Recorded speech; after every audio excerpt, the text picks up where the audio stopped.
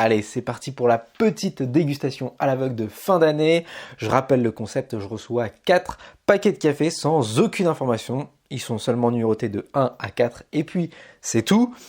Les cafés proviennent des torréfacteurs de France. Pour le moment, des torréfacteurs qui sont engagés, qui vont nous permettre de déguster des cafés de spécialité avec des arômes, des saveurs folles, qui nous plaisent ou qui nous plaisent pas, mais justement c'est ça le principe, c'est qu'on se concentre uniquement sur nos sensations gustatives et pas sur ce qui est écrit sur le paquet. Bien sûr, si on veut avoir les informations, eh bien les informations de traçabilité seront disponibles. Et le petit jeu que je me suis lancé, eh bien, c'est d'essayer de retrouver l'origine du café en fonction justement de ses caractéristiques aromatiques, gustatives, etc. Alors, évidemment, il n'y a pas de règle absolue, il n'y a pas un pays avec tel arôme, etc. Ce serait trop facile. En plus, il y a des procédés qui font que les arômes et les goûts du café varient. Mais il y a quand même, par exemple en Éthiopie, on trouve quand même des cafés qui ont je prends l'Éthiopie parce que c'est typique, celui qu'on parle le plus en général, c'est des cafés qui ont des marqueurs gustatifs distincts. Et justement, je vais m'aider de la roue des saveurs pour, nommer, décrire mon ressenti gustatif et puis ensuite regarder un petit peu ce qu'il peut avoir sur internet comme marqueur gustatif en fonction des pays. Et puis je vais donner mon petit pronostic pour chaque café. Vous pouvez, et évidemment cette vidéo prend tout son sens si vous dégustez les mêmes cafés que moi, parce que effectivement regarder quelqu'un cuper sans avoir la possibilité de comparer, eh bien c'est un petit peu j'ai pas les mots mais passez commande chez La Box Expresso, vous avez 10% avec le code Quentin à CAF. Et puis on dégustera la prochaine box le mois prochain, au mois de janvier. Évidemment, ce sont des cafés de spécialité. Avec des cafés de supermarché, ça serait impossible de trouver l'origine parce que d'abord, eux-mêmes ne savent même pas vraiment d'où vient leur café. C'est des cafés de très basse qualité avec des très fortes torréfactions, standardisent les goûts du café et donc ça perd tout son sens. Donc en plus d'améliorer sa bibliothèque gustative, eh bien on va découvrir de nouveaux torréfacteurs, de nouveaux cafés et ça c'est vachement cool.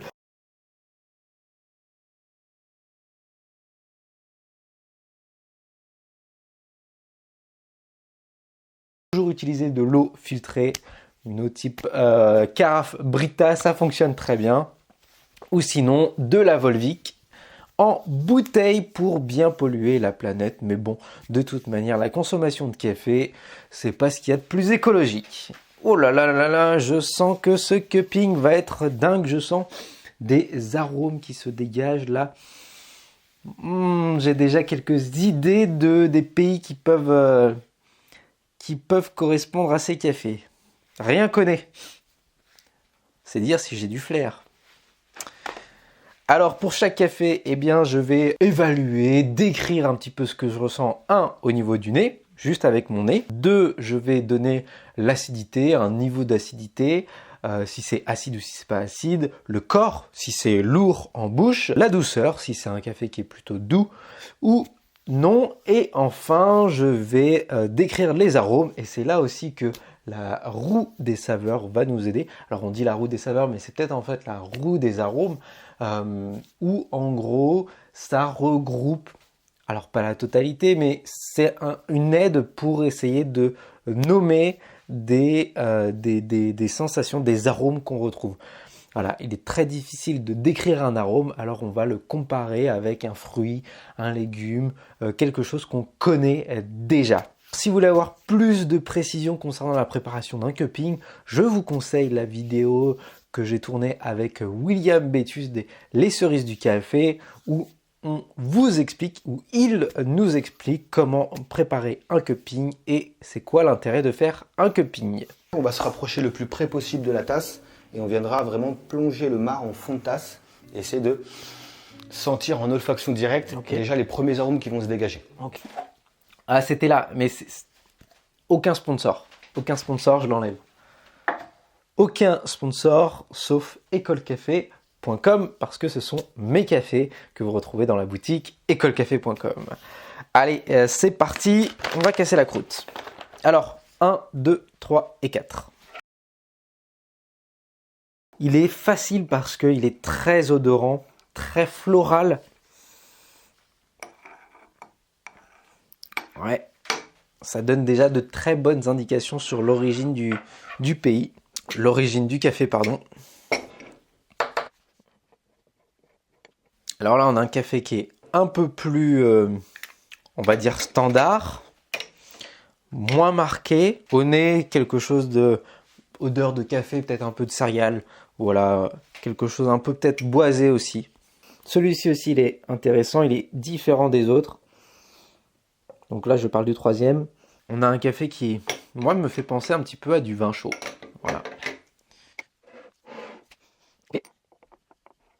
Alors là également, on a un café qui est un peu plus standardisé, avec moins de caractéristiques évidentes. Il se rapproche plus du deuxième café.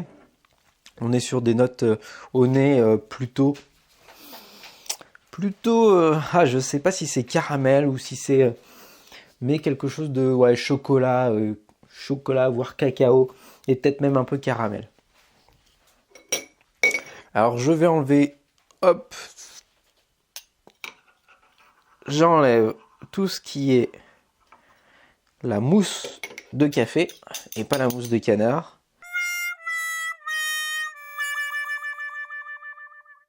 Je crois que j'ai mangé un clown ce midi et du coup je suis d'humeur à faire des blagues. Peut-être parce que j'attends avec impatience l'arrivée du Père Noël qui va m'apporter mes jolis cadeaux, parce que j'ai été très sage cette année. Et j'espère que vous aussi, vous avez été très sage cette année pour que le Père Noël puisse passer. Et puis, si vous n'avez pas été très sage, et bien évidemment, vous pouvez vous rattraper en allant sur le site écolecafé.com, acheter du café et probablement que le Père Noël passera. Alors si vous commandez maintenant, ça passera après Noël. Hein. Mais bon, c'est pas grave. Hein. Et puis, vous aurez à la maison du très bon café. Oh là là, il n'y a pas de petites occasions pour faire sa petite pub. Ok, donc ce qui est bien, c'est qu'on a 4 cafés différents, 2 qui se rejoignent un petit peu et 2 qui sont vraiment déjà, en tout cas, au nez différents. Alors chez vous, j'espère que vous pouvez également comparer avec ce que je dis. Vous pouvez ne pas être d'accord, hein, je ne suis pas un professionnel de grand malade. Voilà, j'ai une petite expérience, mais bon, hein, il arrive fréquemment de dire beaucoup de bêtises. Mais parfois j'ai bon.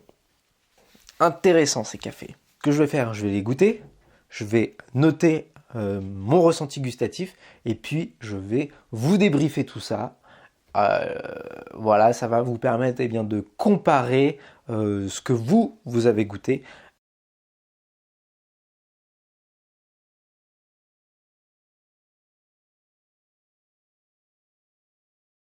C'est parti pour le débriefing de ces 4 cafés. Ici, on a vraiment 2 cafés qui vont se distinguer par leur puissance aromatique. Le premier, on a un café qui est avec une acidité de 8 sur 10. Voilà, ce sont mes petites notations. Hein. C'est pas forcément tout à fait exact, mais ça vous donne un ordre d'idée. Un corps de 7 sur 10, une belle douceur de 8 sur 10 et des arômes floraux type jasmin. Et aussi, ça m'a fait penser à mon pote Xavier avait fait participer à une box où le thème c'était les baies. Et c'était pas en France, c'était à l'étranger, je crois. Et bien, ce café-là, ça m'a fait penser un petit peu à ce côté baie. Alors, je ne saurais pas exactement dire quel type de baie, mais il y a eu des similitudes. On est évidemment sur un café africain, avec en pays l'Éthiopie, et puis au niveau de la région, là, je pourrais pas dire. Mais typique, ces marqueurs, je peux pas trop me tromper là-dessus. Voilà. Si vous voulez prendre une claque sur le plan aromatique, intensité aromatique, je vous le recommande vivement. Bon boulot des producteurs, bon boulot des torréfacteurs, top. Deuxième café, un café un peu plus classique, on va avoir une acidité moins importante, une acidité de 5 sur 10, un corps de 8, une belle douceur de 6 et enfin on est sur des arômes de céréales légèrement boisés et puis en fin de bouche on va retrouver une pointe de fruité, vraiment très léger mais qui vient un petit peu rafraîchir le passage du café. Donc voilà, on va être sur des cafés qui vont être plus, on va être sur un café là qui va mieux s'exprimer en expresso, selon moi. On est sur le continent asiatique. Alors pourquoi asiatique? Parce qu'il y a ce côté boisé que je retrouve légèrement, mais c'est pas un indonésien. Je pense pas qu'on est sur de l'Indonésie là-dessus parce que c'est pas assez marqué pour que ça le soit. Très bon café. Ici, un café clivant. Il va, soit vous allez l'aimer, soit vous allez le détester. Mais on est sur un café clivant avec une acidité prononcée de 8 sur 10, un corps de 7, une belle douceur de 9 sur 10 et des arômes de prune, voire agrumes. C'est un café qui va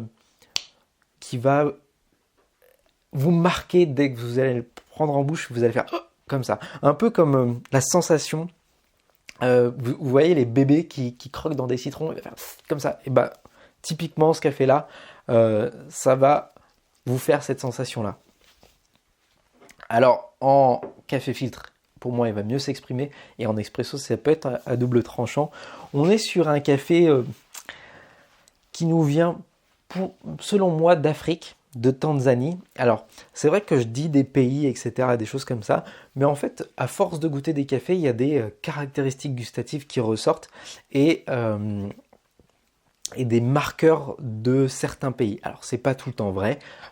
Deux cafés de deux continents peuvent avoir des similitudes aussi, mais voilà. Ça peut arriver que effectivement, il y a des marqueurs gustatifs et là, pour moi, on est sur un café africain, Tanzanie. J'aimerais faire en début d'année, peut-être si j'ai le temps, je mettrai sur un article de blog faire un récapitulé de tout ce que j'ai trouvé et aussi de mon expérience des goûts du café par origine. Alors évidemment, ça ne marche pas sur les cafés de supermarché. Hein. Encore une fois, les cafés de supermarché, c'est de la daube. Tout est standardisé et il n'y a aucun intérêt gustatif. Voilà, ça c'était mon petit tacle de fin d'année.